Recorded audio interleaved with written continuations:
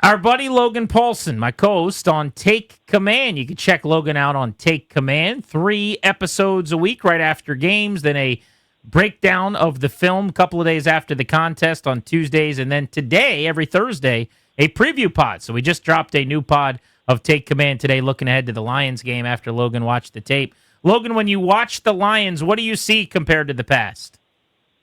Yeah, man, I think I see a team that's obviously very talented, but I think offensively there are some cracks in the armor is probably putting it strongly, but I do think you see a team that's not quite as efficient. I think when you look at the interior of their offensive line specifically, they got 2 young guards who I think are going to be great football players, but they're kind of going through a maturation developmental process. They're banged up.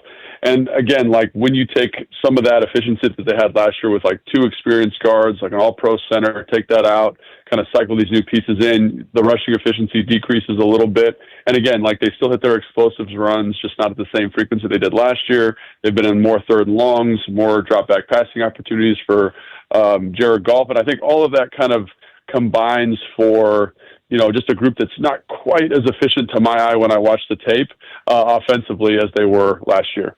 Logan, for Washington's offense, what does the tape tell you? It feels like, for the short term right now, it's like a pitcher tipping pitches in baseball. It seems like the defenses have had the answer key. Yeah, I mean, I think, with the offense, obviously, like not having your horses out there, specifically at wideout, are going to make things really, really challenging in terms of creating separation. And I think, obviously, like there are ways around not having like top flight talent at the receiver position. And like historically, Cliff has used tempo, used kind of 4x1 overloads to create some of those advantageous looks for guys who have been less talented. But again, like you said, it seems like defenses have kind of keyed in on that with the man-to-man coverage element a little bit. And so I do think that, I think Cliff's a really smart dude, and I think he'll kind of maybe bring some more to the party as the season goes on in terms of like bringing new guys along. I think that's the other thing that's hard to kind of negotiate here in terms of what they can and can't do is like they've got a lot of new pieces in the building.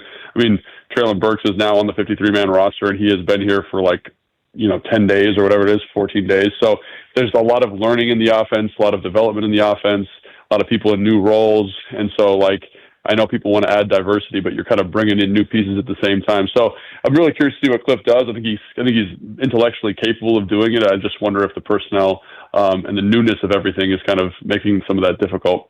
How about Joe Witt, the embattled DC, who spoke to the media today, said, look, I got to be better. We got to be better. He's moving down to the sideline. I feel like this is a game where maybe he could dial up the heat. I'm not always a proponent of just saying blitz more, but Jahmyr Gibbs really struggles in pass pro. You mentioned that the issues on the interior of the line. One of the strengths for Washington defensively has kind of been up the middle, blitzing from the linebacking spot. Might this be a game where they could turn that heat up a little bit? Yeah, I think that's a really great point, Grant, and something you brought up on the Take Command podcast, obviously, which is great. So, like, I think the thing about that is everyone says we need to bring pressure. We need to kind of look at that Minnesota game plan as a roadmap, and I think Minnesota did a great job. I think the thing that concerns me is just like what kind of coverage structures are you going to play behind it? Historically, Joe Wood Jr. has been a man coverage guy on the perimeter. But with Marshawn Lattimore out, and we're kind of moving some pieces around the secondary, how comfortable do we feel with those man coverages? Do we play some type of zone? Like I think they did a great job against the LA Chargers, for example, bringing some of those internal pressures while playing zone coverages behind it. Tampa 2, 3 deep, 3 underneath, things like that. And so that's the question to me is, yes, I think you've identified the issue with this team. Pass protection by the running backs, pass protection versus stunts and movement on the interior of the offensive line. It's just now how do we make sure that we insulate ourselves versus the explosive play and make sure that the guys in the back end are communicating that effectively. I think that's the big one, too, because I think that's been maybe like the biggest bugaboo this season of just like mental mistakes in the secondary. So how do we kind of make sure that we are bringing pressure, insulating them in the back end, and making sure those guys on the perimeter and at the safety spots know the rules versus different formations and different alignments. Look at run game wise. I understand, kind of to your point about man coverage, right? Where it's like one-on-one, these guys feel comfortable and it feels like there's some box stacking and the like. But I've been frankly pretty surprised that there hasn't been more real estate from a run game that was so brilliant at times last year and even early this year. Whether it's, the quarterback fakes and some of the read option looks and different things, they just haven't really been able to get some consistency on the ground. What are you seeing there? Well, I think the first thing you said there with the man coverage is something that is like it affects literally everything in the offense. Like look at the stuff like the teams like Pittsburgh, Philadelphia in the first matchup, teams that were really able to kind of punch them in the mouth defensively. There are teams that played man coverage or heavy match coverage, press, take away your RPO, take away your screens, take away your quick game, and basically say, like, try to beat us down the football field. And I think you're seeing more people adopt that because, last year, that's what Pittsburgh does. Obviously, Philadelphia has that really dynamic secondary last year, one of the best defenses that I've covered and that I've observed in my time covering the NFL.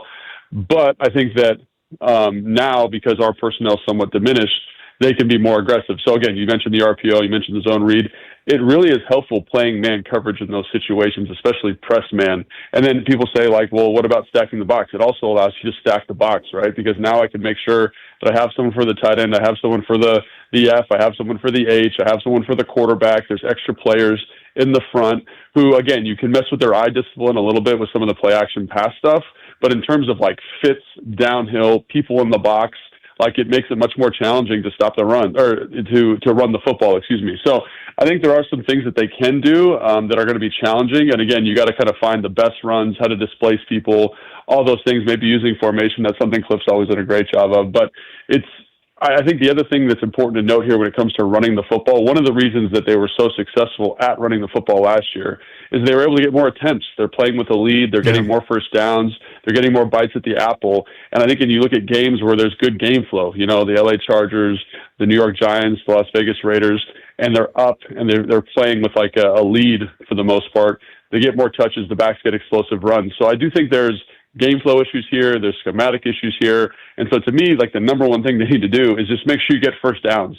Give us more opportunities to get the backs touches and possess the football. And so hopefully that leads to points, and hopefully that leads to a fourth quarter where we can get those back as many touches as they need, kind of like Kansas City did versus Washington a couple weeks ago. Logan, the story in The Athletic about you was great. Hopefully all of our listeners have read it. If you haven't, go check it out. Thanks for hopping aboard, man. Appreciate it.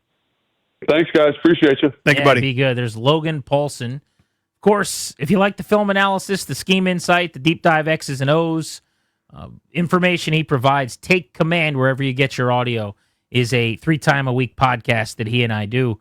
Although don't listen to it between 2 and 6:30. No, thank you. Listen to this here radio program that helps your pals out just a little bit more.